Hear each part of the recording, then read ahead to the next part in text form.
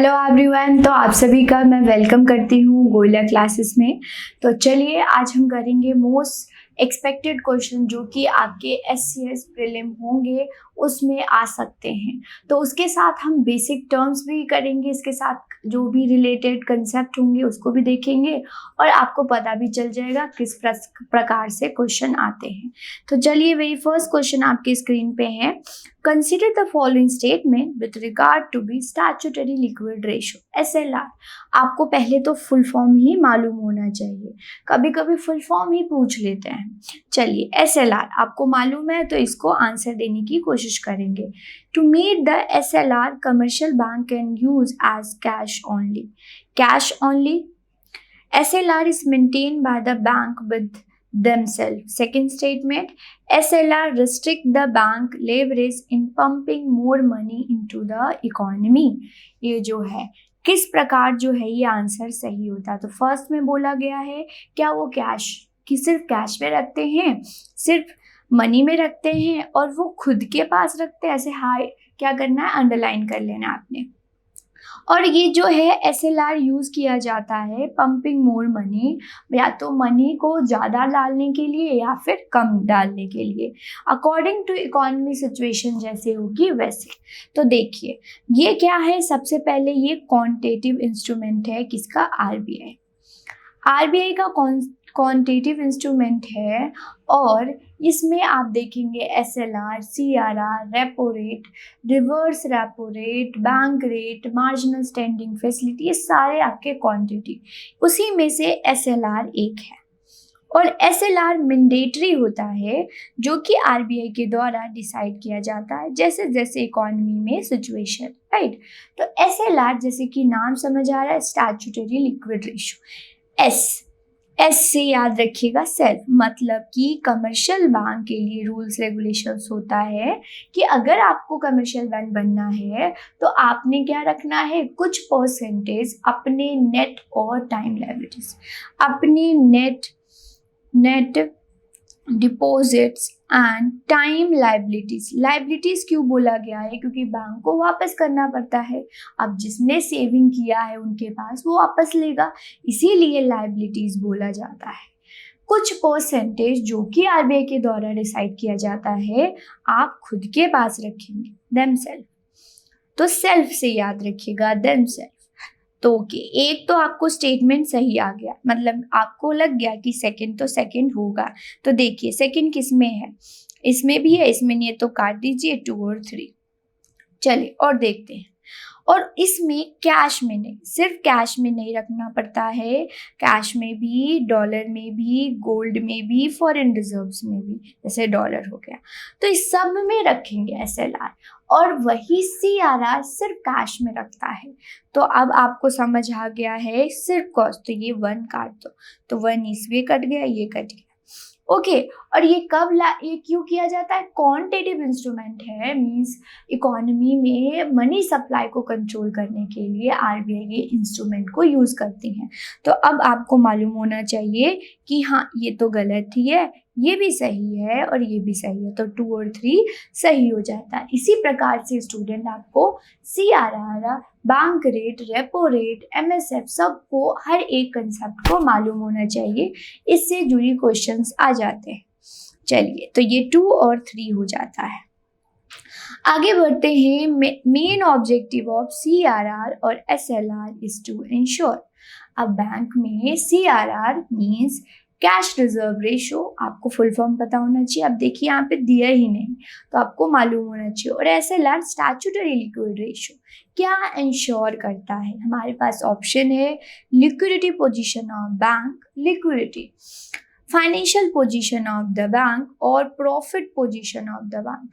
SLR और CRR maintain ही इसलिए किया जाता है ताकि जो बैंक के पास पैसे रहे और ऐसा सिचुएशन ना आ जाए कि बैंक के पास पैसा खत्म हो जाए, और पैसा खत्म हो गया मीन्स वो बैंक करप्ट हो जाए। तो ऐसा ना हो कि जितनी भी उसके पास डिपॉजिट आती है वो बैंक फर्दर लोन दे दे। राइट। तो ये मैंडेटरी होता है, अगर कोई कमर्शियल बैंक है तो आरबीआई का रूल्स रेगुलेशंस फॉलो करेगा, और उसमें से एक है सीआरआर और एसएलआर मेंटेन करना ही करना पड़ता है।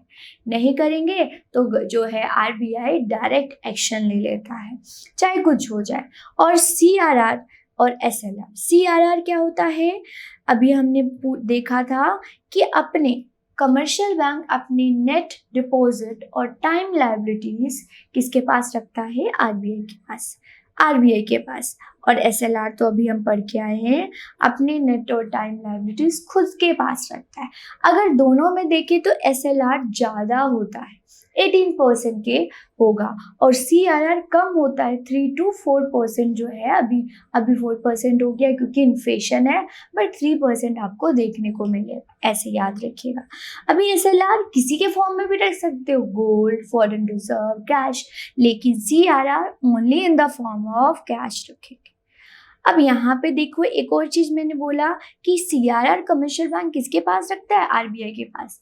क्या आरबीआई बदले में इसको कोई इंटरेस्ट देती है? नो, कोई इंटरेस्ट, रेट ऑफ इंटरेस्ट नहीं देती आरबीआई सीआरआर के बदले में। ओके, ये सारी चीजें। तो अब मुझे कमेंट सेक्शन में अगर आपको मालूम है तो मुझे जरूर बताइएगा कि कौन सा ऐसा रेट है जिसके बदले में आरबीआई कमर्शियल बैंक को क्या देता है, इंटरेस्ट। जरूर बताएंगे, राइट। अगर नहीं मालूम तो आप पूछ लेंगे। तो अब आपको समझ ही आ गया होगा कि लिक्विडिटी मतलब कि कोई बैंक करप्ट ना हो, इसीलिए ये मैंडेटरी होता है सीआरआर और एसएलआर को मेंटेन करना। ओके, चलिए आगे चलते हैं। Next question, which of the following consider as a safest investment? सुरक्षित निवेश क्या है?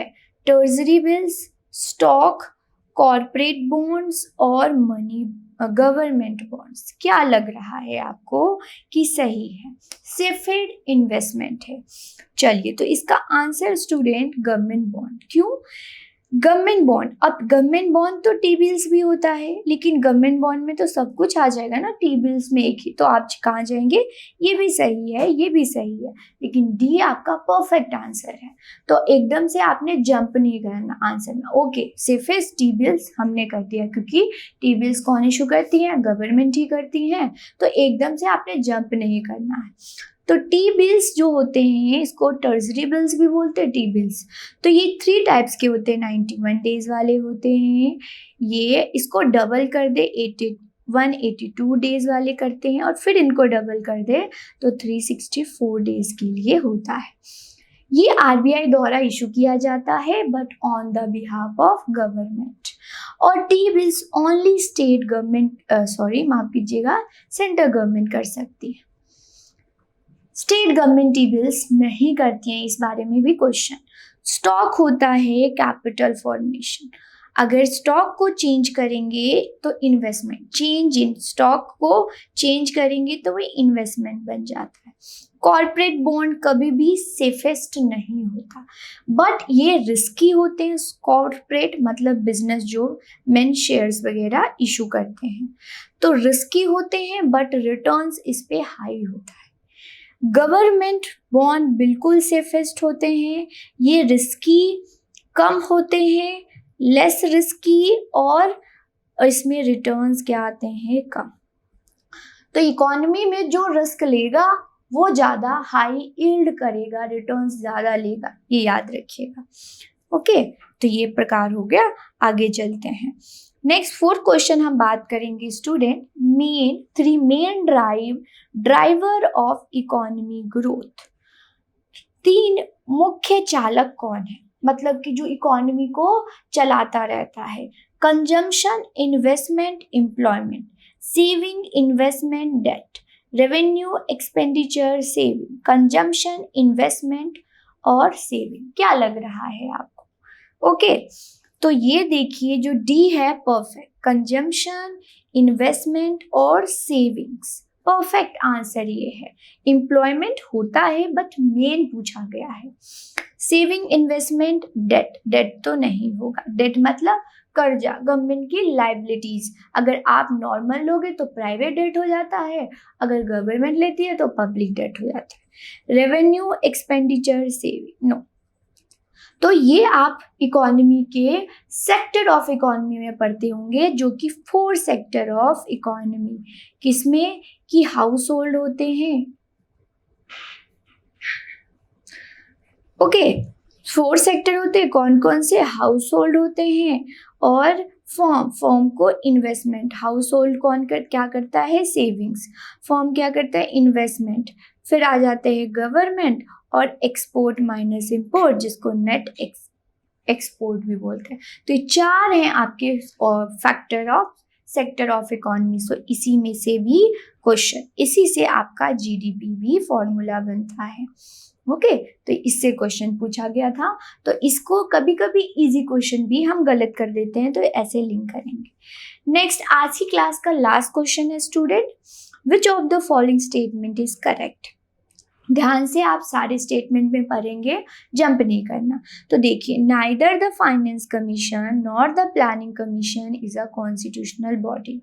The scope of finance commission is limited to review the revenue segment of budget, while the planning commission take over review embarrassing both capital or revenue requirement of the state. No one can the member of both finance commission and planning commission at the same time. D option है, there is no overlapping of work, responsibility of finance commission and those of planning commission. तो पहले ही आपको पता होना चाहिए कि planning commission constitutional body है या नहीं, या फिर फाइनेंस कमीशन कॉन्स्टिट्यूशनल बॉडी है या नहीं। तो पहले हम देखते हैं। तो हमें पता है, अभी हम पढ़ के आए हुए हैं, सबको मालूम है कि 280 आर्टिकल स्टैंड करता है आपका क्या? फाइनेंस कमीशन, जिसमें स्टेट और सेंटर को डिस्ट्रीब्यूट करते हैं फंड्स और ग्रांट्स। ओके, तो ये तो है, तो ये आपका गलत हो जाता। इसमें क्या बोला? क्या दोनों नहीं है? एक है, प्लानिंग कमीशन नहीं है और नीति आयोग भी नहीं है, याद रखिएगा। बट फाइनेंस कमीशन है, जो कि 280 आर्टिकल आपका स्टैंड करता है। ये आपको सही लग रहा है, लेकिन आपको सी और डी भी देखना है। तो सी देखिए, बोथ द मेंबर, ये दोनों जो हैं कमीशन अलग अलग हैं, एक दूसरे का कोई भी इनका लेना देना नहीं है, डिपार्टमेंट ही अलग है। तो ये भी गलत हो जाता है। जब डिपार्टमेंट ही है तो ओवरलैपिंग कहाँ से होगी? ओवरलैपिंग कैसे होगी वर्क की? तो ये भी गलत। तो हमारा परफेक्ट आंसर हो जाता है बी। तो इस प्रकार से आपने क्वेश्चन को अटेम्प्ट करना है, ध्यान से देखते हुए। इस प्रकार के पढ़ने के लिए बिल्कुल बेसिक से आपको पढ़ाया जाएगा, हर एक टर्म्स को जैसे कि आप देख पा रहे हैं वैसे प्रकार से आपको कराया जाएगा।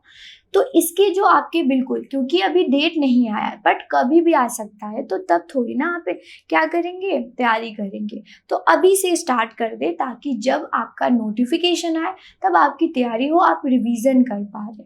तो अभी से इसी को देखते हुए गोयला क्लासेस की तरफ से लॉन्च किया गया है कोर्स। तो देखिए इसका क्या होने वाला है, मतलब कि आपके पास ये क्या होगा, बिल्कुल फाउंडेशन से पढ़ाया जाएगा।